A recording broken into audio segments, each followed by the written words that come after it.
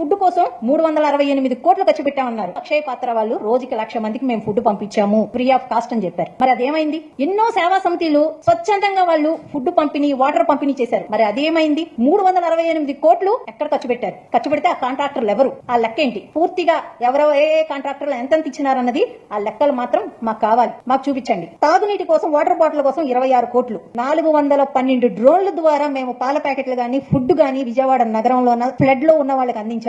అసలు విజయవాడ నగరంలో 412 డ్రోన్లు ఉన్నాయా? ఆ రోజు విజయవాడ నగరంలోన ఏదైతే ఫ్లడ్ ఏరియాలోన 10 డ్రోన్లు మించి ఎగరలేదు. అసలు 412 డ్రోన్లు ఎక్కడున్నాయి?